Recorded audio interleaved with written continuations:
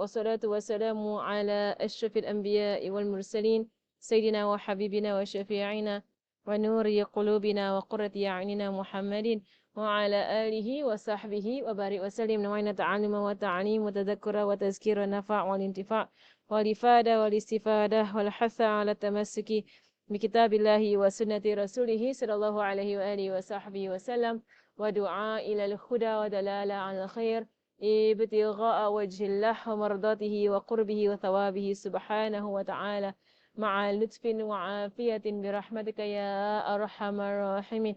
اللهم إنا نسألك العلم لدني وشرب صافي الهني يا وهاب يا غني. اللهم إنا نسألك العلم لدني وشرب صافي الهني يا وهاب يا غني. اللهم إنا نسألك العلم لدني وشرب صافي الهني يا وهاب يا غني. وصلى الله على سيدنا محمد وعلى آله وصحبه وسلم والحمد لله رب العالمين. آمين.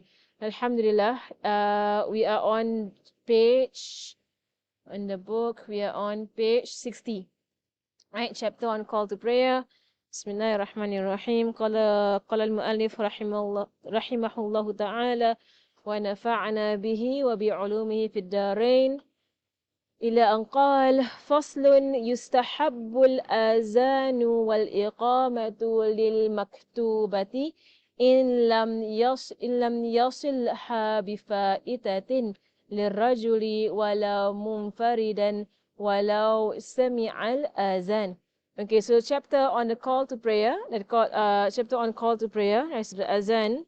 Allahumma salli ala Sayyidina Muhammad. Naam. So it is recommended to call the Azan and the Iqamah for every obligatory prayer. So it's a Sunnah. To begin with the Azan and the Iqamah, if it is not joined with the missed prayer. This Azan is only for the male, whether he is praying alone or after hearing the Azan. So it's Sunnah for men to perform the Azan, and then for women to perform the Iqamah. And you perform the Azan, whether or not you've already heard the Azan, is still Sunnah for you to perform the Azan if the Azan has not been performed in the place that you are in. So if in the home, if you have heard the Azan on the radio, it's still Sunnah to perform the Azan in real life. So for the men. And also before you pray, so even if you're praying much later after the coming in of the prayer time, it's still Sunnah for a man to perform Azan. So if Zuhur is 1:20, you're going to pray at 2 o'clock, it's still Sunnah for the men to perform Azan at 2 o'clock before they perform the prayer. For the woman, it is Iqamah whenever you want to pray. So whether you're praying alone or you're praying in congregation, the Sunnah is still there to perform Iqamah. And also for the second congregation and for missed congregations. A second congregation meaning that in a masjid. So there was a first congregation, and they have finished praying, and now the second congregation. So and also for a missed congregation. So if you miss the congregation in the masjid and you're praying again, or you're not praying again, you're just praying, because you missed the first congregation, it's still Sunnah to do the Azan and Iqamah. Basically, rule of thumb is that whenever you want to pray, it's Azan and Iqamah. That is the ruling lah. So whenever there is a prayer to be performed, it's always Sunnah to perform Azan for the men, and for the women to perform the Iqamah. It's Sunnah for the men to perform Azan and Iqamah. So both, to perform both for any prayer that you want to pray. And so for the one who combines a few missed prayers or perform the combined prayers brought forward or delayed, he should call the Azan only for the first prayer and not spend time calling the Azan for the second prayer, but you do call the Iqamah. So if you're combining a few missed prayers, that means a few qada prayers you're doing, or you are doing a jama'. So if you're doing a jama' taqdeem, a jama' ta'khir, so whether you're bringing forward or bringing back, Azan only once, Iqamah before every prayer. Okay, so the Azan is once at the beginning of the entire thing, Sunnah. Iqamah is before every prayer. So you know that if you were to pray a jama' taqdeem or jama' ta'khir, you will always do the Iqamah. So after you pray the first prayer, you get up, you do an Iqamah, and then you do the next prayer. So just do the Iqamah, there is no Azan. The Azan happened at the beginning of the entire set of prayers. Okay, Alhamdulillah. It is recommended for women to call Iqamah only. So as mentioned earlier, Allahumma salli ala Sayyidina Muhammad. He should mention this is a congregation prayer when performing the recommended prayers in congregation except for funeral prayer. Right? So basically, it is sunnah to say as-salatul jama'ah, like that. Right? As-salatul jama'ah, rahimakumullah, like that. Right? So they will always do it whenever in Ramadan for the Tarawih prayers. Right? So for sunnah prayers, okay, for sunnah prayers, there are sunnah to be done in jama'ah. It's sunnah for the imam to actually say as-salatul jama'ah. Just to inform the people we are praying in jama'ah. For fardu prayers, understood lah. For fardu prayers, praying in jama'ah is always understood. For sunnah prayers, it might not be understood. So there is a calling out. So if it's sunnah for that sunnah prayer to be prayed in jama'ah, not all sunnah prayers are to be prayed in jama'ah. Only some are to be prayed in jama'ah. So tarawih, witir for Ramadan, Satul Istisqa, to ask for rain, the eclipse prayer. These are all prayers whereby it's sunnah for you to do these sunnah prayers in jama'ah. The Eid prayers, these are all prayers whereby the sunnah in jama'ah is strong. For funeral prayer, the funeral prayer itself is a fardu kifayah. It's not sunnah, it's a fardu kifayah, right? And it should be done in jama'ah when there are people there. So when there's more than one person there, it should be done in jama'ah and not to be done individually. So only for funeral prayer, there is no need to say Salatul Jama'ah because it's understood. So wherever it's understood, it's understood lah. But for other sunnah prayers, then you should be saying Salatul Jama'ah. And so you call the people for jama'ah prayers. Okay, the condition for the validity of the azan is that the prayer time has come, except during the times of subuh, where it is allowed to call after half the night and the first azan on Friday. So the condition for the azan to be valid is very simple. So even if the person who's calling the azan has no wudu, is not in tahara, it's makruh, but the azan is valid. You can still call the azan when you're not ready to pray. It's only for the iqamah that you should be ready to pray, and even then it's still valid, but it's very makruh. Because why are you calling the iqamah if you are not in tahara? You're about to pray. But for the azan, it is sunnah for someone to be in tahara. But even if they're not in tahara, it is not haram, and the azan is counted. There's only one condition for the azan to be valid, in that the prayer timing has come in. That's all. That's the only condition. The prayer timing has come in. Then for the azan to be valid. This is why you can perform the azan later. Because the condition is fulfilled. So even if you azan for Zohor at 3 o'clock, it's valid. Because it's already the time for Zohor. But if you azan for Zohor at 1 o'clock, the azan is not valid. Because it's not Zohor yet. So any azan, so with the exception of two prayers, the first one is the midnight, to wake people up for tahajjud. So the azan that happens before subuh. So usually the timing of this azan, it is after half the night, around 3 a.m. They will call this azan is for tahajjud. You will hear it in Mecca, you hear it in Medina. They call an azan that is for tahajjud. You might hear it also in some of the Muslim lands. So some parts of Indonesia, you can hear it as well. They will call the azan midnight. So around 2 a.m. or maybe around there, 2 a.m., 3 a.m., they'll call the azan. In Tarim, definitely. There is an azan that is called right in the wee hours of the morning. And then right after the azan, they will recite the last 10 ayats of Surah Ali Imran. And then they will recite Allah's names. The names of Allah subhanahu wa ta'ala. And then people all wake up. And then they will begin to do their tahajjud. And then there is another azan that will happen at subuh. And this is how the story, when I told you all the issue of the man who every day woke up with the tahajjud azan, thinking that it is subuh. So every single day he will wake up at the tahajjud. I told you before about this mas'ala, kan? So it's a very simple mas'ala. So every single day when he prays his subuh, he's doing a qada of the previous day's subuh without realizing, because it is not a condition to say qada. To niyat qada is sunnah, not wajib. So if you're wondering what I'm talking about, the story I keep telling you all every time I do this section. So it is on the conditions of niyat. So the man, every single day, he hears the first azan, the azan of tahajjud. So he wakes up for the azan of tahajjud thinking that it's subuh. He prays 2 rak'ahs, he goes back to sleep. He never comes across the subuh azan. Every single day, the same story. For the past 20 years, the same story. He only prays the first azan, 2 rak'ahs, and then he sleeps. And then he sleeps in the morning.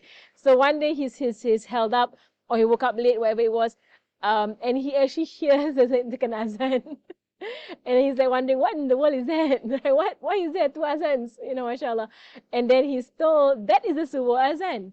And he's like, La hawla wa la quwwata illa billah. For 20 years, I've been praying subuh before subuh.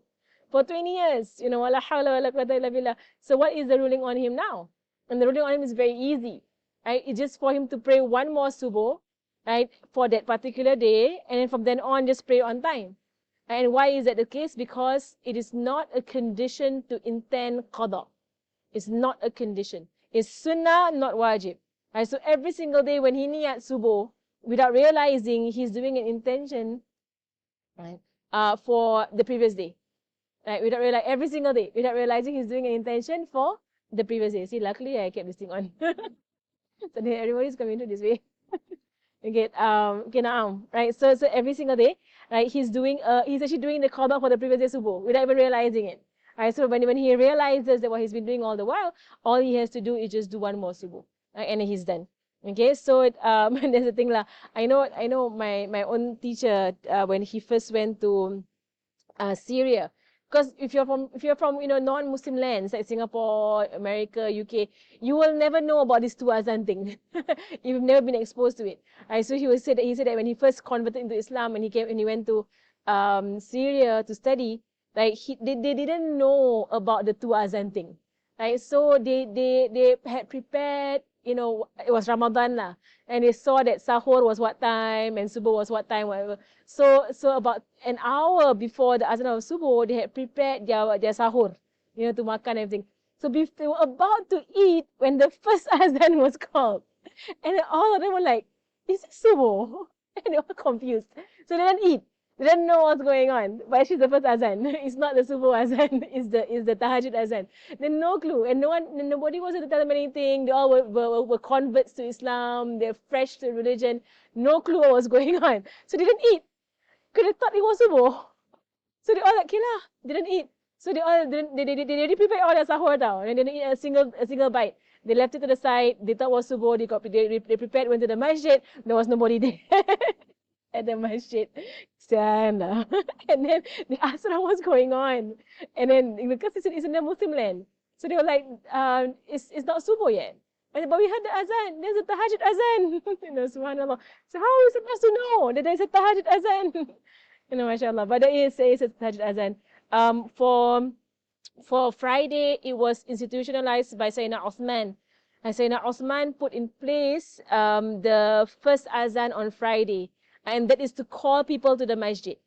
So it's not to call for zuhur, but it is to call the people to the masjid. So there is an azan that comes before zuhur. To call people to come to the masjid, and then later on the first azan, the zuhur azan happens when people are already ready at the masjid. Because of the situation for zuhur on Fridays, people are at their farms, they are working, they are far away. So especially in Medina, they're all at their farms. So there has to be this first call to indicate to people, get ready, it's almost Jumu'ah. MashaAllah. So Sayyidina Uthman, he was the first one to actually put this in practice. Okay. Okay, na'am. Alright.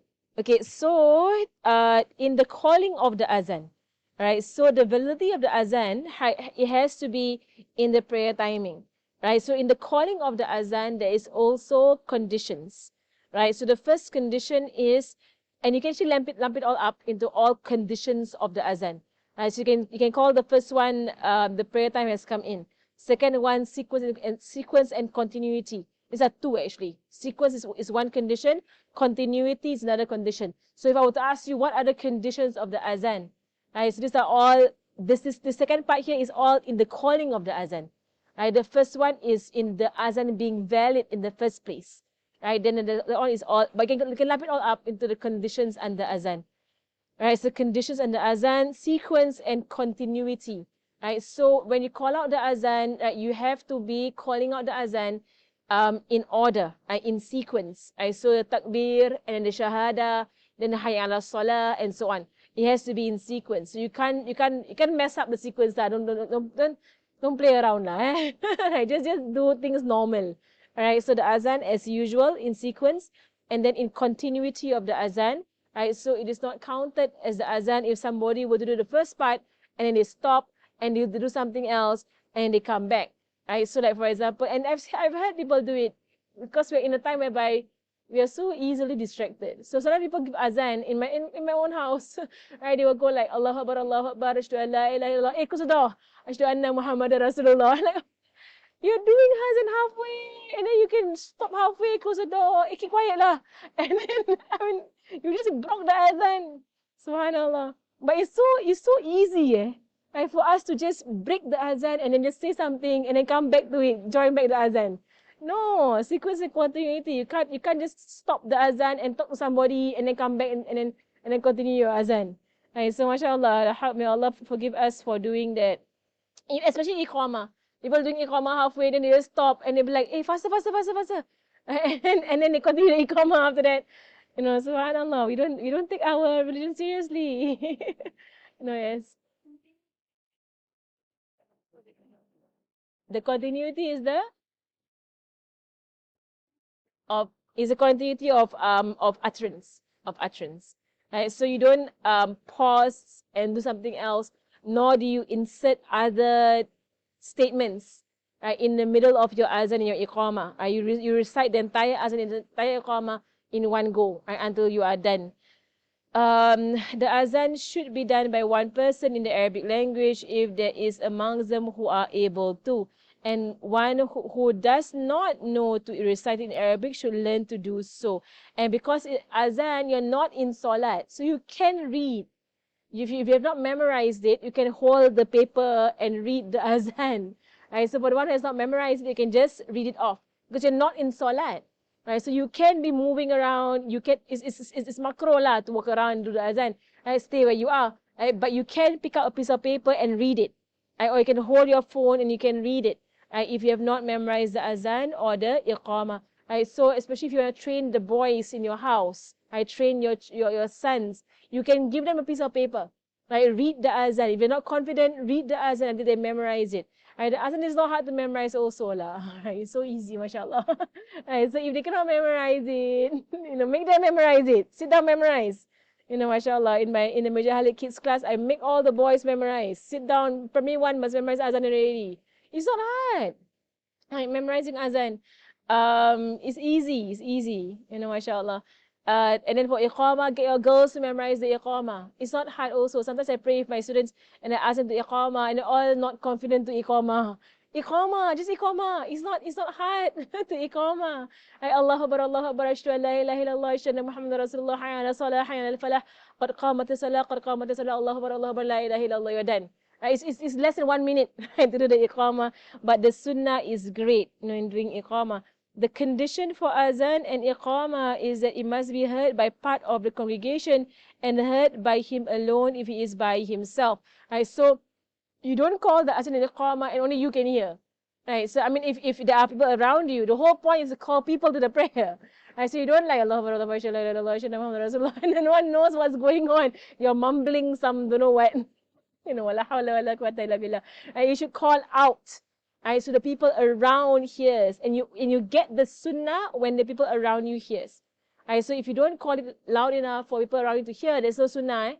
The sunnah is not gotten. If you want the sunnah, you need to be out loud and let them hear.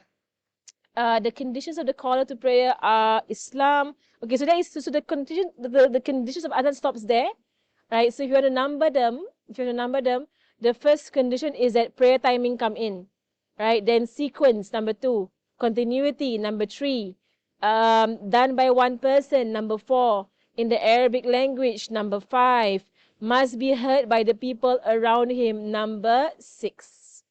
Okay, so 6 conditions of the azan and the iqamah. They are both on the same page. Right, azan and iqamah to be valid, and you have gotten the sunnah. Okay, 6 conditions. And then what follows up is the conditions of the muazzin himself or the muqim. The muazzin is the one who gives the azan, the muqim is the one who gives the iqamah. Right, so the condition of the person who is doing it. Right, so the first condition, Islam. I got to be a Muslim. Second one is tamiz. You must have reached the age of tamiz, meaning beyond the age of 7 for most human beings. Right? So if you want to command your son to give the azan, and you should be doing it, to command them to give the azan, they're 9 years old, 10 years old, they should be giving azan.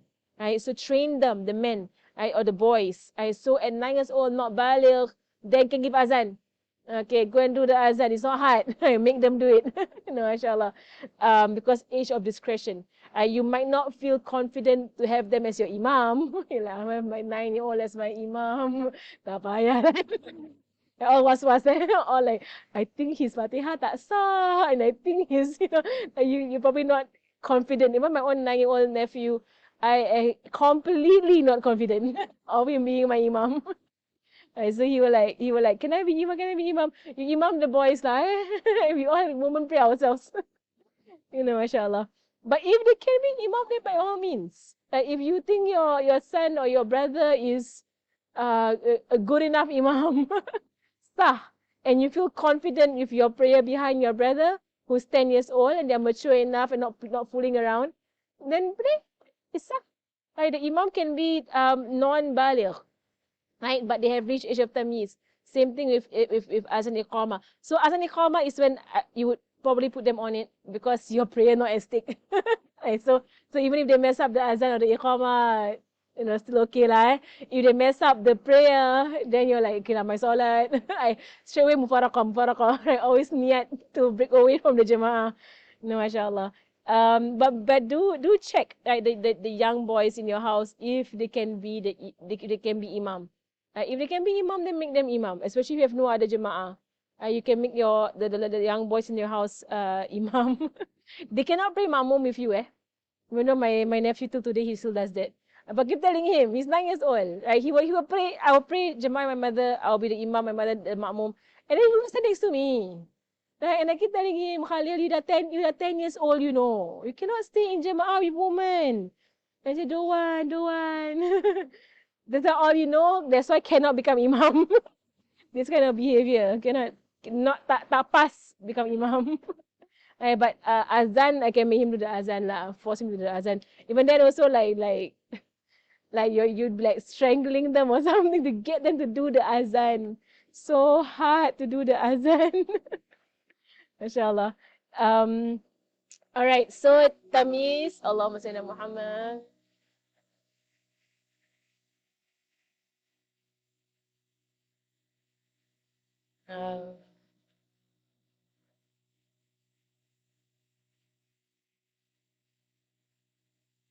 Bismillah. Okay. Should I just talk? Okay, Bismillah. Okay. Mashallah. Okay, so it is and male, right? So for azan male, for iqamah, it doesn't matter whether it's male or female. It is offensive to lengthen. Offensive to lengthen, to speak little in it, and to leave the reply for azan and iqamah. That means, okay, first and foremost, right, yukrahu tamtiq, right, yukrahu tamtiq, right, that means it is like to extend it beyond what is necessary, right? So for both azan and iqamah, in fact, right, it is actually makruh to sing it out so long. Our mosques always do it, right? But it's more of, I guess, the intention is to call people to come. But if you're in the home and you're not really calling anybody, right, then you should keep your azan short, right? Because there is a very heavy makruh on people who speak during the azan. Right? So when someone's calling the azan and someone speaks during the azan, right, there is a very strong makruh there. Right? So to help people not speak while you are doing the azan, you make your azan short lah. Right? Don't have your azan so long and people have to wait for you to finish your azan. Right? So keep it short. Okay, short azan.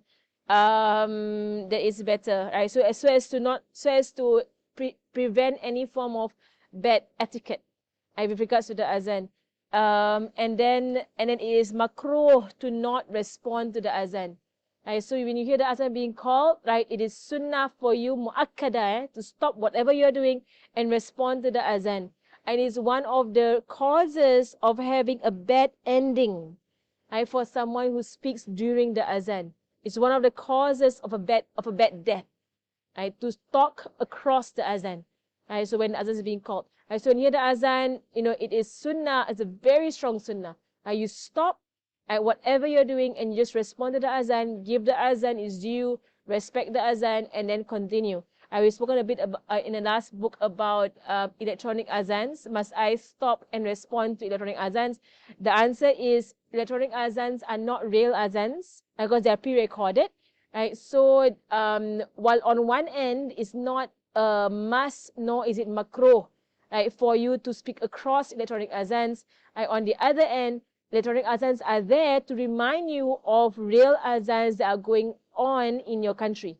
Right? So in other parts of your country. Right? So the whole purpose of electronic azans or pre-recorded azans is to remind you to respond to the azan. Right? It's like an alarm. So they act as an alarm. Right? So even if you speak across your clock, right? So your clock is doing azan, the clock or the radio, or your phone doing azan. Right? Can I speak across it? Is it makruh? The answer is not. It's not makruh because it's not a real azan. It's pre-recorded. All right.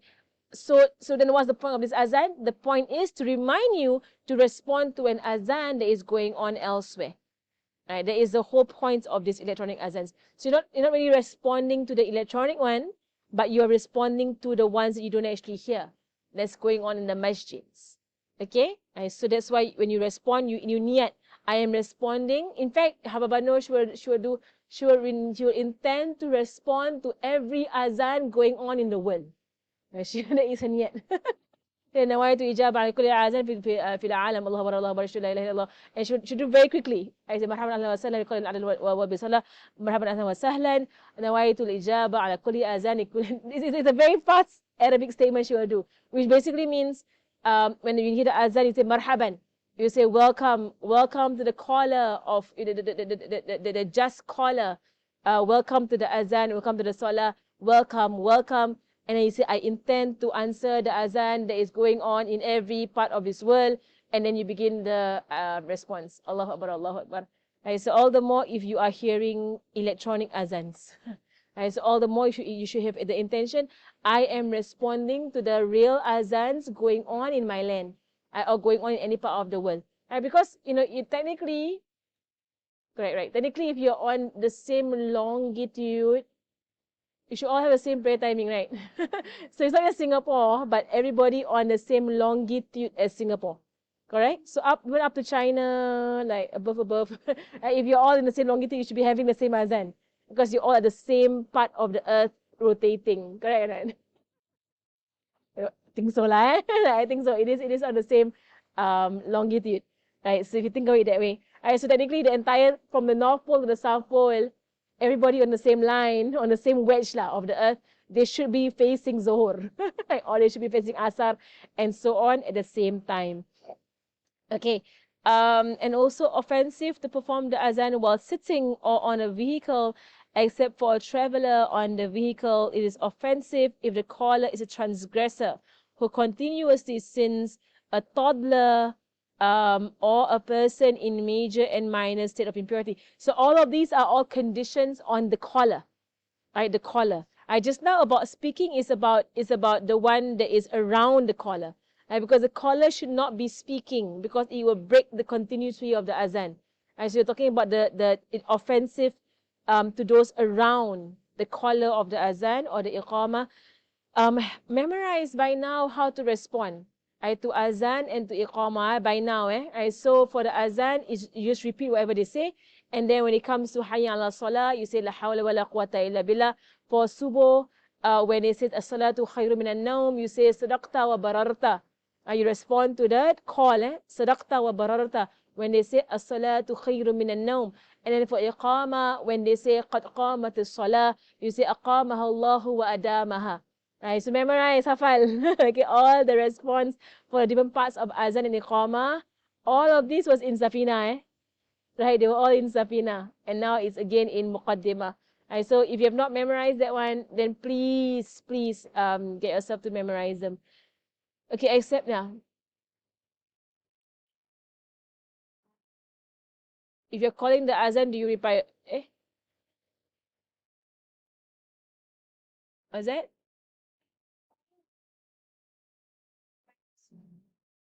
If you're calling your own iqamah, no, you don't reply. You only reply somebody else when they're calling it. All right, so it is makruh, right, if the one who is calling the azan is a well-known transgressor. Right, so I don't know how you would decide that lah. Right, so if, like, for example, like someone who never prays, right, for example, right, or someone who drinks, I guess, I say a well-known transgression. Technically, in the history of Islam, someone who does not wear the hijab is a transgressor and a well-known one.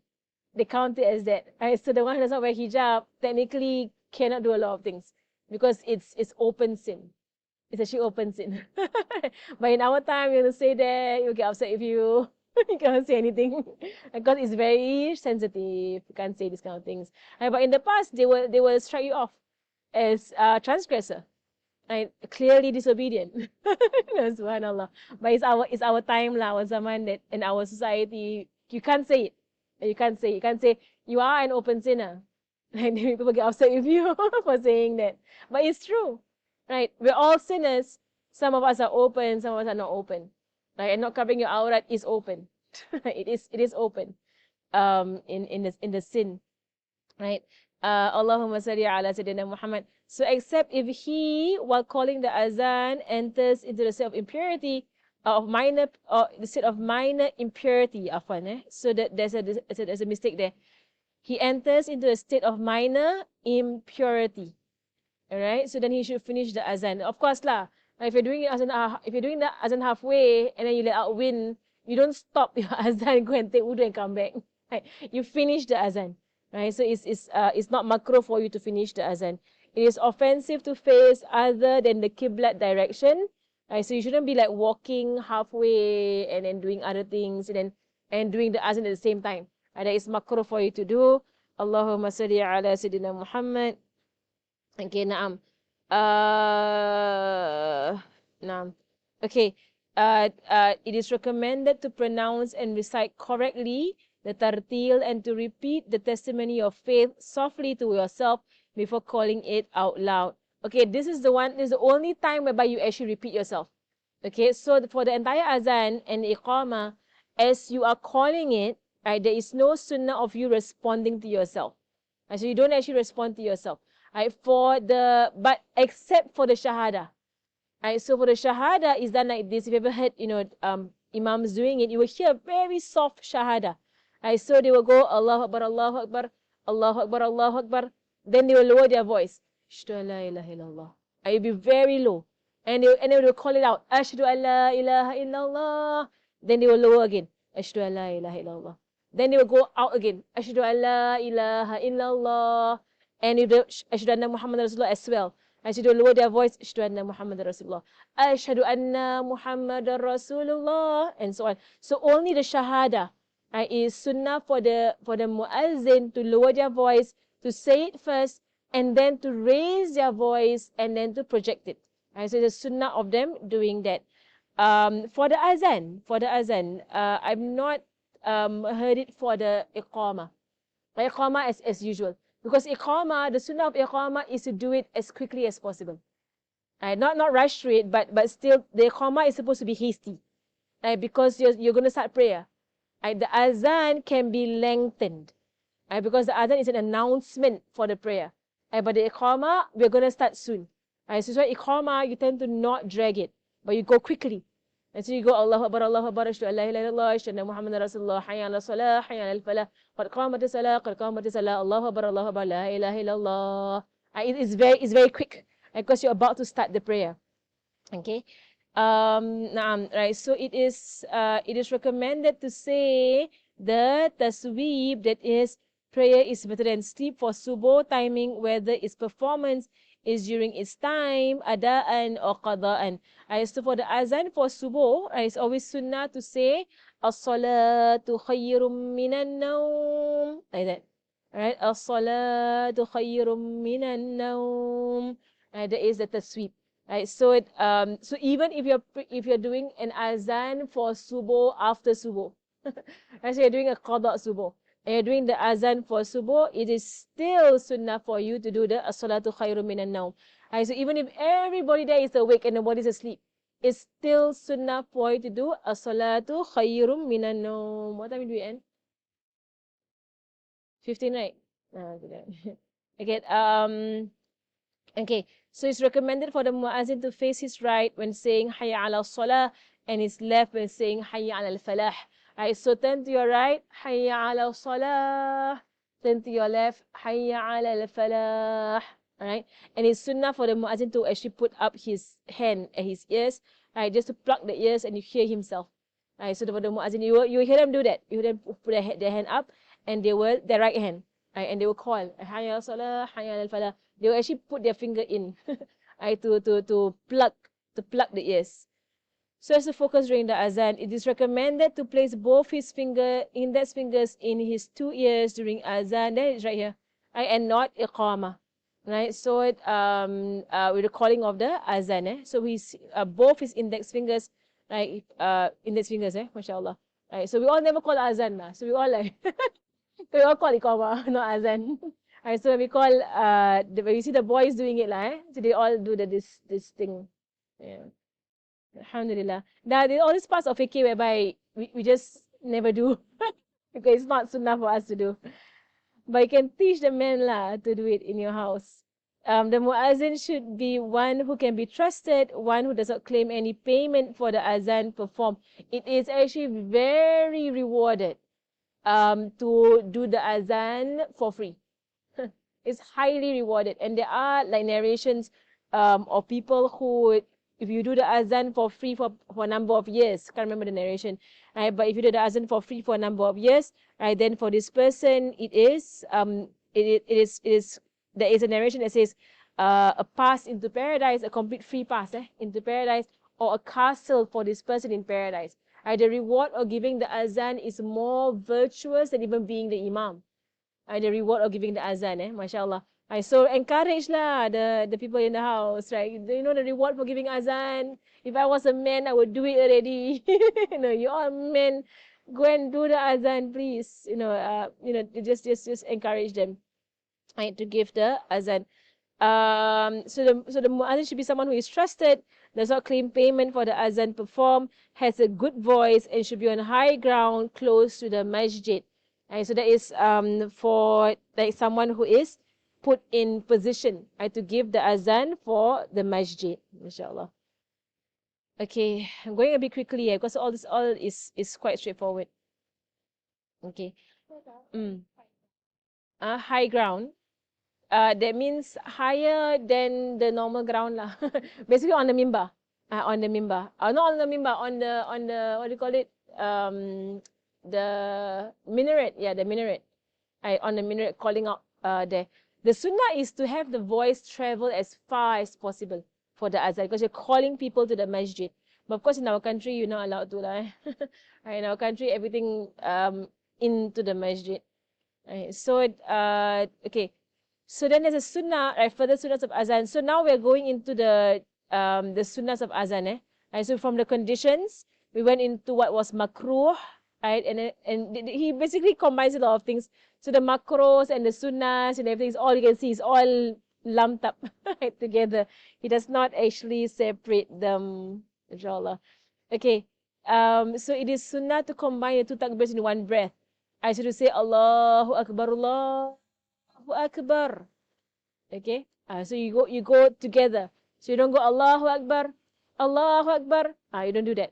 But you go together. Allahu Akbar, Allahu Akbar. So in Fatha, in the first takbir, in the muazzin's repetition of Allahu Akbar, Allahu Akbar. So Allahu Akbar, Allahu Akbar, like that. So you do it together and to recite the ra in sukun for the next takbir. So the first one has a Fatha, second one is a sukun. So you go Allahu Akbar, Allahu Akbar, sukun. And then you start again, Allahu Akbar, Allahu Akbar. Sukun again. Can you hear? Can I hear it? Allahu Akbar, Allah. Do you hear the ra go Fatha? Because you don't hear because you hear the Allah. But it's actually the Fatha, the ra is going a Fatha. Allahu Akbar Allah. So you don't go Allahu Akbarullah. No, you go Allahu Akbarillah. But you go Allahu Akbar Allah. Now you can hear it.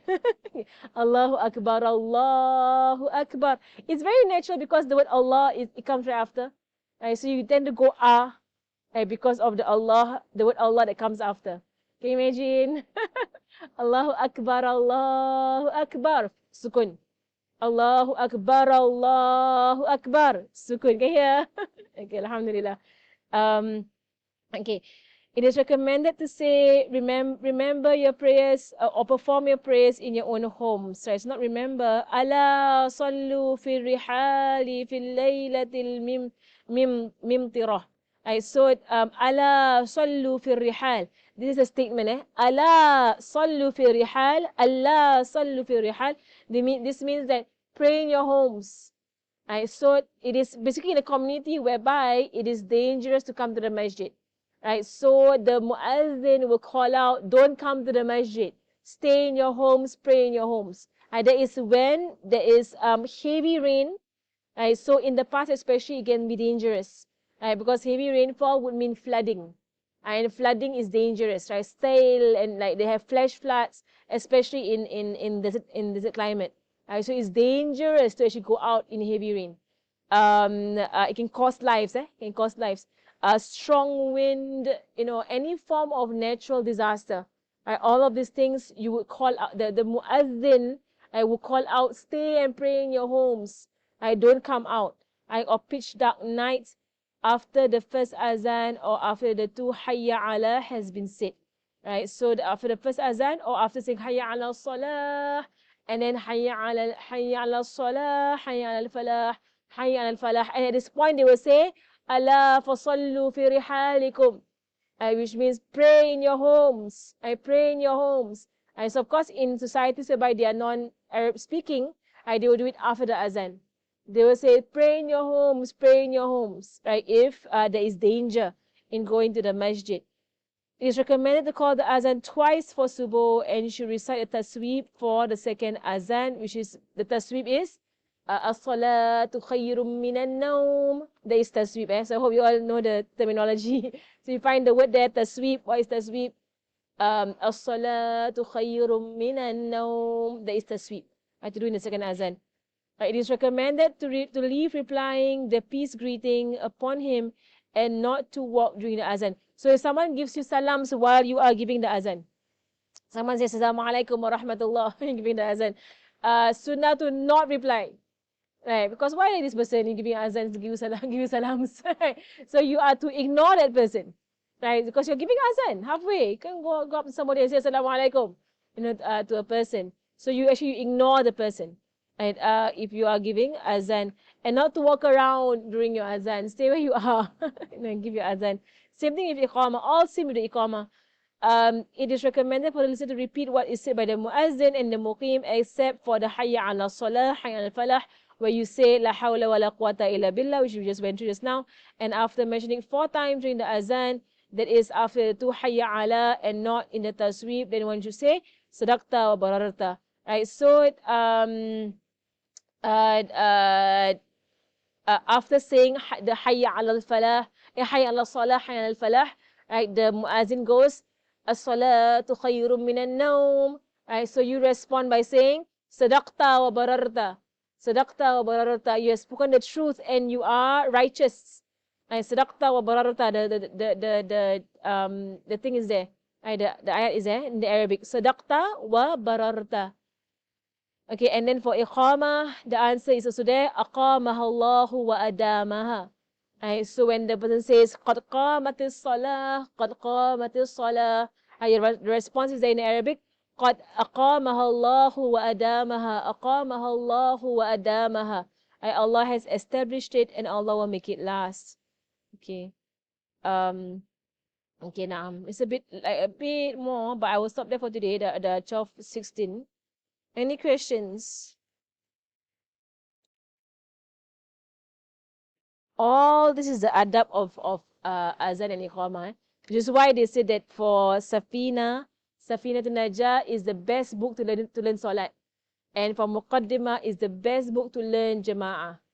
and congregation is Muqaddimah. And Muqaddimah will have like all this stuff about Azan and Iqamah. So all your your knowledge on Sunnahs of Azan and Makruh and everything is all in Muqaddimah. Muqaddimah covers comprehensively. Okay, so that's for today. Wa sallallahu ala sayyidina Muhammadin wa ala alihi wa sahbihi wa sallam. Walhamdulillahi rabbil alamin. Amin. So teacher there. Who's the teacher?